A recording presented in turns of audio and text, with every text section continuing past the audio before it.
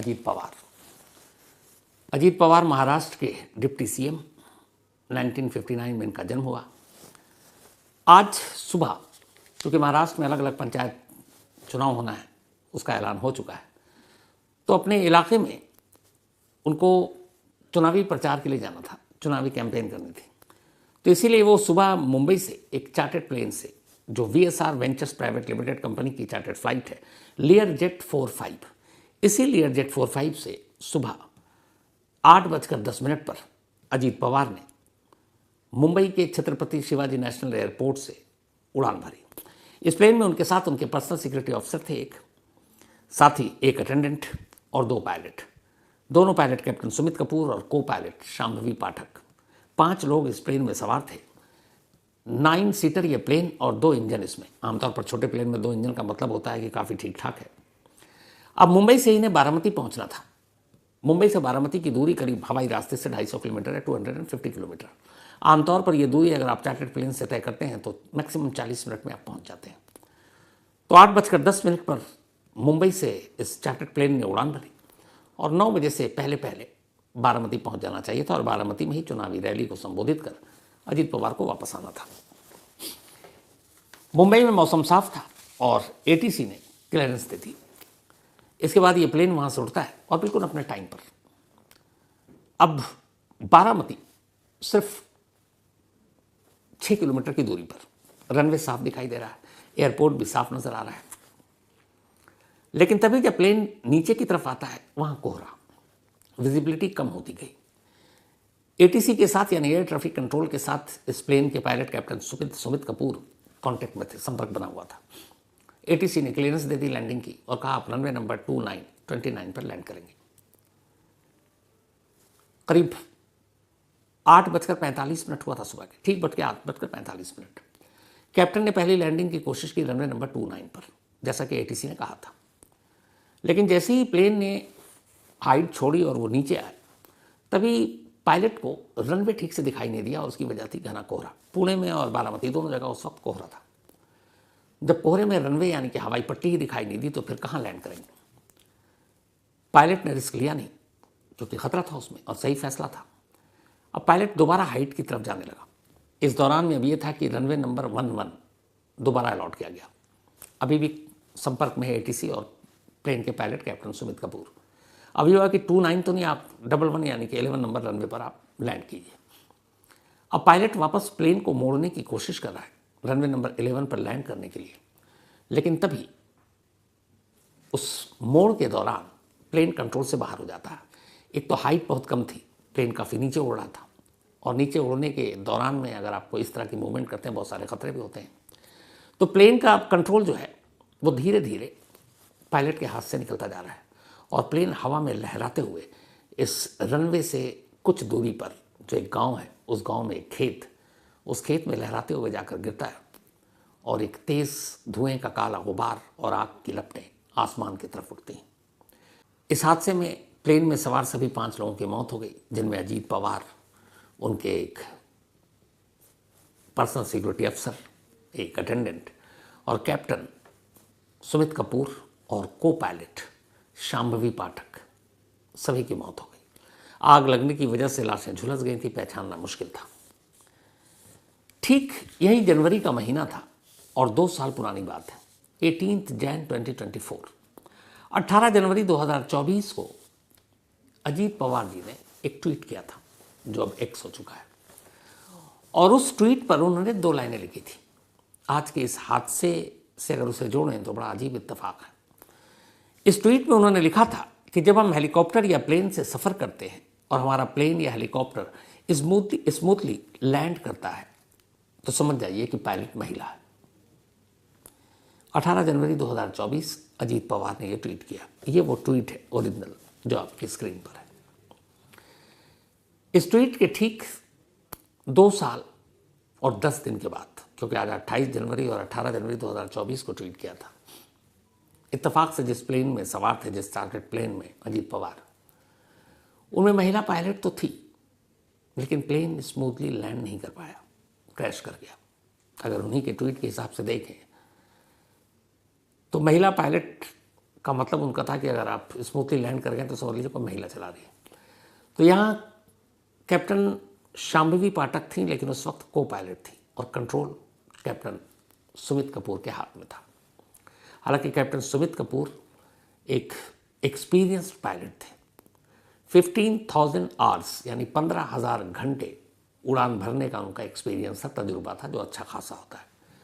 जबकि शांभवी पाठक को पायलट का जो टोटल एक्सपीरियंस तजुर्बा था वो 1500 घंटे का था। ये भी ठीक ठाक है।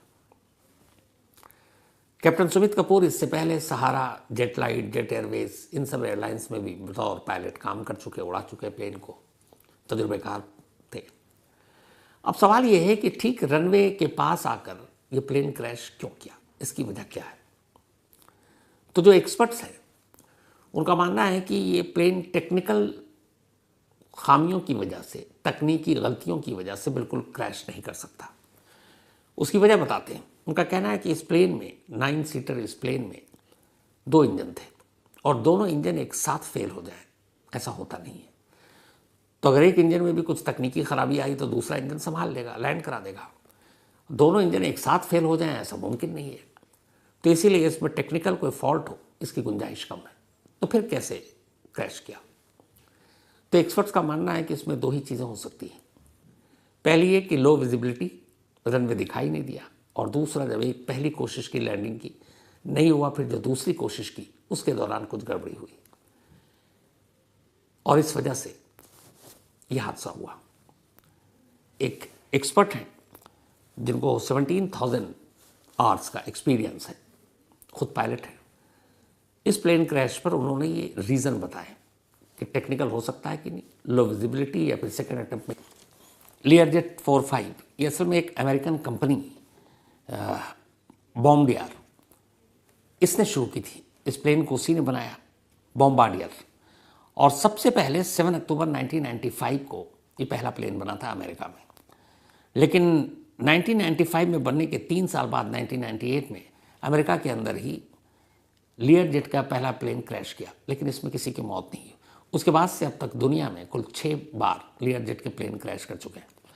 ये दूसरी बार है इंडिया में। पहली बार 2023 में मुंबई एयरपोर्ट पर लियरजेट का एक प्लेन इसी बारिश और कम विजिबिलिटी की वजह से प्लेन क्रैश कर गया था। तो ये सेकंड टाइम है। हालांकि 2012 में इस कंपनी ने अब लियरजेट के इस मॉडल को बनाना बंद कर दिया, इसका प्रोडक्शन बंद कर दिया। बट आखिरी जो डिलीवरी हुई थी वो 2017 में हुई थी।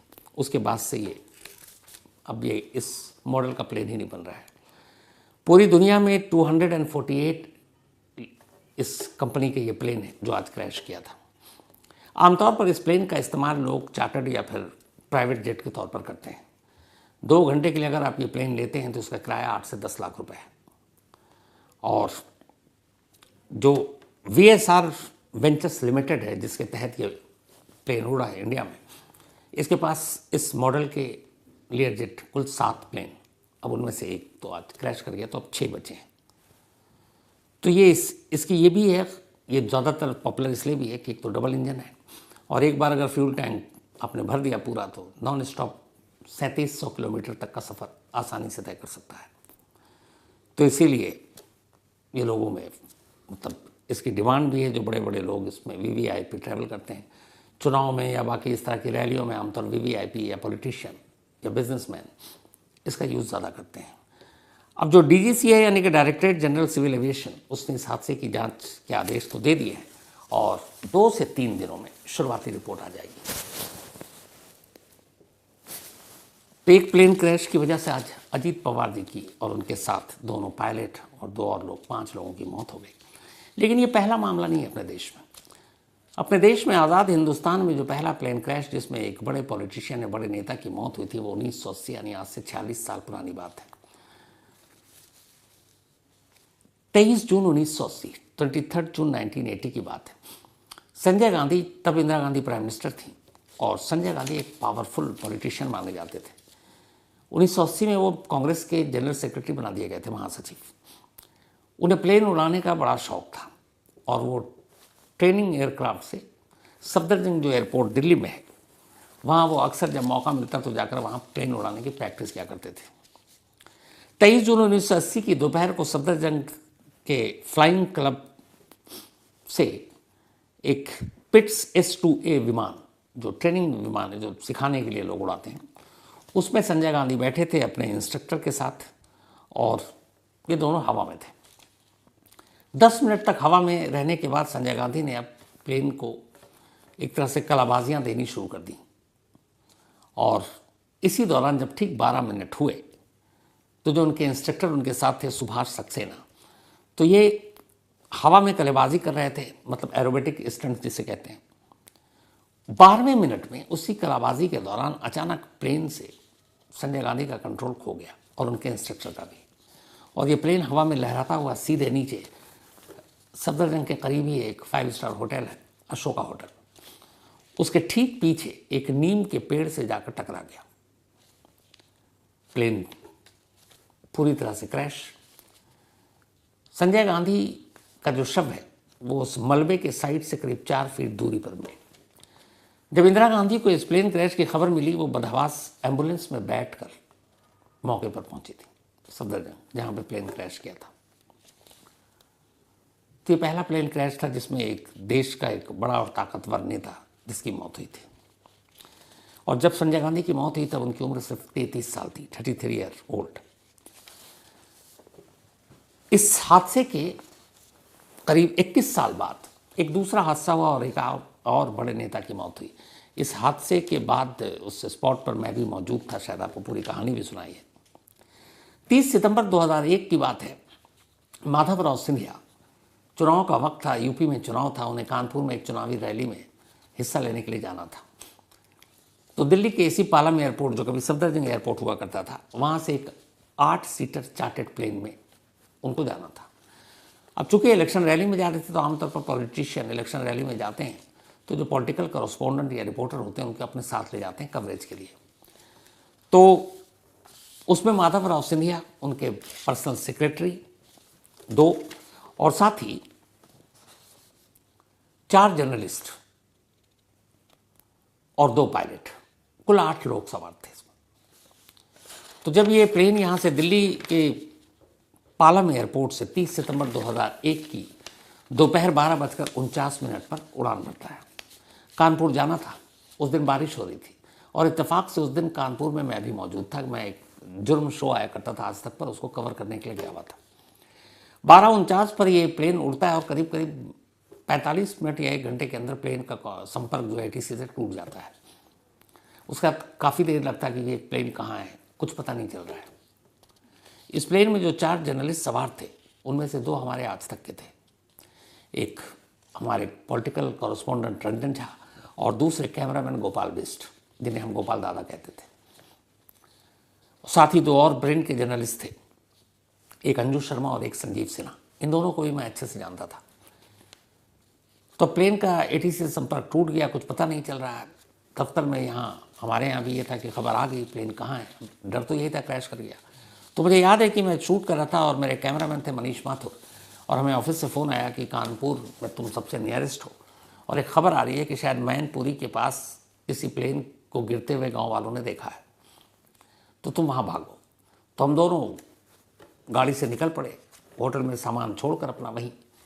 और फिर जब पहुँचे, रात का वक्त, बारिश हो रही थी, खेत में पानी भरा हुआ था, और वहाँ पहुँचे तो देखा कि प्लेन का मलबा है और अंधेरे में फिर दिखाई दिया कि मलबे के साथ कुछ लाशें पड़ी हैं। उस रात में कैमरे की जो लाइट थी उसको जलाकर मनीष माथुर ने और हम लोगों ने एक एक कर फिर उन लाशों को देखना शुरू किया। तो माधवराव सिंधिया जी की जो लाश पहचानी, तब तक एक सलमान खुर्शीद हैं कांग्रेस के नेता, वो भी पहुंच चुके थे। तो उनका एक वाइट शूज़ था, जूता, जो उन्होंने पहन रखा था। एक तो उससे क्योंकि उनकी पहचान थी, दूसरा उनके गले में एक लॉकेट था जिसमें माँ दुर्गा बनी थी, सोने का लॉकेट, उससे। रंजन झा जो हमारे रिपोर्टर थे, उनकी लाश, शक्ल और चेहरा सब ठीक था तो पहचानने में दिक्कत नहीं हुई। लेकिन जो गोपाल बिस दादा थे हमारे कैमरामैन, उनकी लाश बुरी तरह जली हुई थी। तो उनकी लाश की शिनाख्त ऐसे हुई कि उनके सीने पर वो सोनी का जो बेल्ट था, कैमरामैन जो बैग लेकर चलते हैं जिसमें कैमरा होता है, वो बेल्ट चिपका हुआ था सोनी का। तो मनीष माथुर ने पहचाना कि ये दादा है। फिर अंजू शर्मा और संजीव सिन्हा की भी लाश पहचानी। तो ज़्यादातर लाशें जली हुई थी और ये हादसा जो हुआ ख़राब मौसम की वजह से हुआ।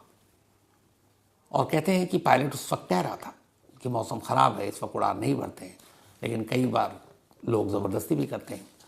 तो ख़राब मौसम की वजह से ये मैनपुरी के पास एक गांव है, वहाँ पर जाकर ये प्लेन गिरा था और इसमें सिंधिया जी के साथ कुल 7 लोगों की मौत हो गई। इसके बाद 2 सितंबर 2009 की तारीख आती है जब आंध्र प्रदेश के मुख्यमंत्री यानी चीफ मिनिस्टर वाईएसआर रेड्डी, वो भी अपनी पार्टी के एक प्रोग्राम में, ये भी कांग्रेस से थे, हिस्सा लेने के लिए हेलीकॉप्टर से हैदराबाद से चित्तूर जा रहे थे। 2 सितंबर 2009 की सुबह 8:38 पर यह हैदराबाद के बेगमपेट से उड़ान भरती है, ये भरते हैं हेलीकॉप्टर में। उड़ान भरने के कुछ देर के बाद इस हेलीकॉप्टर का भी संपर्क एटीसी से टूट जाता है और पता ही नहीं चलता। अब एक चीफ मिनिस्टर एक हेलीकॉप्टर समेत गायब, जाहिर सी बात है सभी परेशान। इसके बाद एक सर्च ऑपरेशन शुरू होता है। पूरे 25 घंटे तक ये सर्च ऑपरेशन चलता है। सर्च ऑपरेशन चलने के बाद जब ये पहुंचे थे, एक वहाँ बहुत ही घना जंगल है नल्ला मल्ला, वहीं पर उस जंगल से ही संपर्क टूटा था और उस दिन भी मौसम खराब था और जंगल में घने बादल थे। 25 घंटे तक हेलीकॉप्टर को एयरफोर्स, आर्मी, बाकी लोगों ने ढूंढना शुरू किया और आखिरकार 25 घंटे बाद 3 सितंबर 2009 को करनूल के पास एक पहाड़ी पर चॉपर का मलबा मिलता है। चॉपर में कुल 5 लोग सवार थे, जिनमें वाईएस रेड्डी साहब भी थे। सभी की मौत हुई और लाशों की हालत बहुत बुरी थी। 30 अप्रैल 2011 अरुणाचल प्रदेश के चीफ मिनिस्टर मुख्यमंत्री दोरजी खांडू ये पवन हंस के एक हेलीकॉप्टर से तवांग से ईटानगर जा रहे थे। चॉपर में दोरजी के साथ 4 और लोग सवार थे, लेकिन उड़ान भरने के कुछ देर बाद ही यह हेलीकॉप्टर एटीसी के कॉन्टेक्ट से बाहर हो गया, संपर्क टूट गया, कुछ पता नहीं चला। अब ये हुआ कि चीफ मिनिस्टर का हेलीकॉप्टर संपर्क से बाहर है और संपर्क एटीसी से टूट जाए तो फिर एक खतरा तो होता है कि कुछ हो गया है। अब सर्च ऑपरेशन शुरू हुआ। यह भी एक बहुत बड़ा सर्च ऑपरेशन था और यह सर्च ऑपरेशन पूरे 4 दिन तक चला। 30 अप्रैल को सीएम इस हेलीकॉप्टर से गायब हुए थे और 4 दिनों बाद 4 मई 2011 को अरुणाचल के पश्चिमी कामेंग डिस्ट्रिक्ट में चॉपर का इसका मलबा मिलता है और उस मलबे के साथ सीएम की लाश मिलती है और उनके साथ जो बाकी लोग थे उनकी भी लाशें मिलती हैं। 8 दिसंबर 2021 ये वो तारीख थी जब पॉलिटिशियन नहीं बल्कि एक आर्मी मैन, देश के पहले सीडीएस यानी chief of defence staff general Bipin Rawat साहब, ये एक हेलीकॉप्टर से, आर्मी के हेलीकॉप्टर जो रशिया में बना था, सुलूर आर्मी बेस गए थे और सुलूर आर्मी बेस से अब इनको वेलिंगटन के डिफेंस सर्विसेज स्टाफ कॉलेज में जाना था, वहाँ इनको एक लेक्चर देना था। जनरल बिपिन रावत साहब के साथ उनकी पत्नी मधुलिका रावत भी थी और साथ ही इन दोनों के अलावा 12 और लोग उस हेलीकॉप्टर में सवार थे, यानी कुल 14। लैंडिंग से ठीक पहले उस दिन भी मौसम खराब, घने बादल। चॉपर एक पायलट को, चूंकि मौसम इतना खराब था और बादल बहुत नीचे, सामने पहाड़ी थी, पहाड़ी दिखाई नहीं दिया और चॉपर जाकर पहाड़ से टकरा गया और क्रैश कर गया। 13 लोगों की मौके पर ही मौत हो गई, जिनमें जनरल बिपिन रावत और उनकी वाइफ भी थी। एक शख्स, एक ग्रुप कैप्टन वरुण सिंह, ये घायल मिले। लगा कि चलो इनकी ज़िंदगी बच जाएगी। इसके बाद इन्हें एडमिट किया गया। 8 दिन तक ये अस्पताल में रहे, लेकिन 8 दिन बाद ज़िंदगी की जंग हार गए और ग्रुप कैप्टन वरुण सिंह की भी मौत हो गई। इस तरह जनरल बिपिन रावत के साथ इस चॉपर में सवार सभी 14 लोगों की जान चली गई।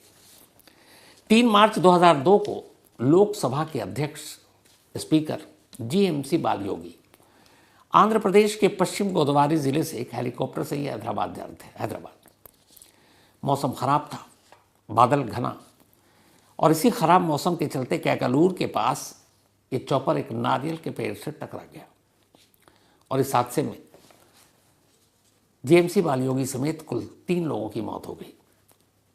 ये पहला मामला था जब किसी लोकसभा स्पीकर की मौत एक प्लेन हादसे में हुई है।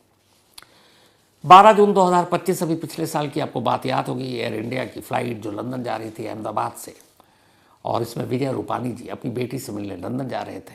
248 मुसाफिर इस प्लेन में सवार थे, लेकिन अहमदाबाद से इस प्लेन ने जैसे ही टेक ऑफ किया पूरी तरह से रनवे भी पार नहीं कर पाया और रनवे के बिल्कुल करीब एक हॉस्टल की बिल्डिंग में जाकर ये प्लेन गिर जाता है। विजय रूपानी समेत इस प्लेन में सवार 242 मुसाफिर सवार थे। 241 की मौत हो गई। एक शख्स चमत्कारिक रूप से इस प्लेन पे जिंदा बच गया। और इसी हादसे में अब एक और नया नाम आज जुड़ गया, अजीत पवार जी का। तो ये थी आज की कहानी, अफसोसनाक कहानी। अब आपसे मुलाकात होगी कल रात 9 बजे। तब तक अपना और अपनों का ख्याल रखिएगा। Thank you very much.